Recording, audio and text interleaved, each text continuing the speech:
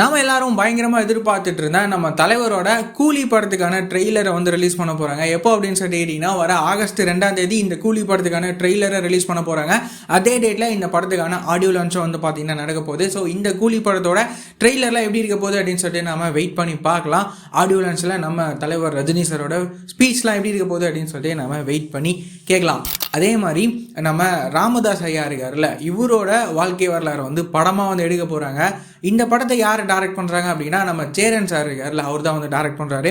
இந்த படத்தோட டைட்டில் என்ன வச்சுருக்காங்க அப்படின்னா, ஐயா அப்படின்னு சொல்லிட்டு இந்த படத்தோட டைட்டில் வந்து பார்த்தீங்கன்னா வச்சுருக்காங்க. ஸோ நம்ம ராமதாஸ் ஐயாவோட இந்த படம், இந்த பயோபிக் படம் எப்படி இருக்க போகுது அப்படின்னு சொல்லிட்டு நம்ம வெயிட் பண்ணி பார்க்கலாம். இந்த படத்தில் ஹீரோவாக யார் நடிக்கிறாங்க அப்படின்னா, நம்ம ஆரியண்ணா இருக்காருல்ல, அவர் தான் வந்து ஹீரோவாக நடிக்கிறாரு. இப்போது இந்த படத்துக்கான ஃபர்ஸ்ட் லுக்லாம் ரிலீஸ் பண்ணியிருக்காங்க. அதெல்லாம் பார்க்க ரொம்ப சூப்பராகவே வந்து இருக்கு.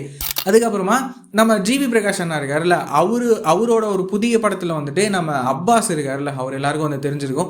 அவர் வந்துட்டு ஒரு முக்கியமான ரோலில் நடிக்க போகிறாரு. அது வந்துட்டு ஒரு நெகட்டிவ் ஷேடில் அவரோட கேரக்டர் இருக்கும் அப்படின்ற மாதிரி வந்து சொல்லியிருக்காங்க. ஸோ இந்த படத்தில் நம்ம அப்பாஸ் அண்ணா வந்துட்டு ஒரு பெரிய கேப்புக்கு அப்புறமா ரீஎன்ட்ரி கொடுக்க போகிறாரு கோலிவுட்டில். ஸோ அந்த கேரக்டர்லாம் எப்படி இருக்க போகுது, அந்த படத்தில் அவரோட ரோல் எப்படி இருக்க போகுது அப்படின்னு சொல்லிட்டு நம்ம வெயிட் பண்ணி பார்க்கலாம். அந்த படத்துக்கான மற்ற அப்டேட்டுமே கூடிய சீக்கிரம் வரும் அப்படின்னு சொல்லிட்டு நம்ம எதிர்பார்க்கலாம். இந்த மாதிரியான ரெகுலரான சினிமா அப்டேட்ஸ்லாம் நீங்கள் ரெகுலராக தெரிஞ்சுக்கணும் அப்படின்னா நம்மளோட இந்த சேனலை மறக்காமல் சப்ஸ்கிரைப் பண்ணி ஃபாலோ பண்ணி வச்சுக்கோங்க. வேறு ஏதாவது ஒரு நெகட்டிவ் இருக்குது அப்படின்னா மறக்காமல் கமெண்ட்டில் சொல்லுங்கள்.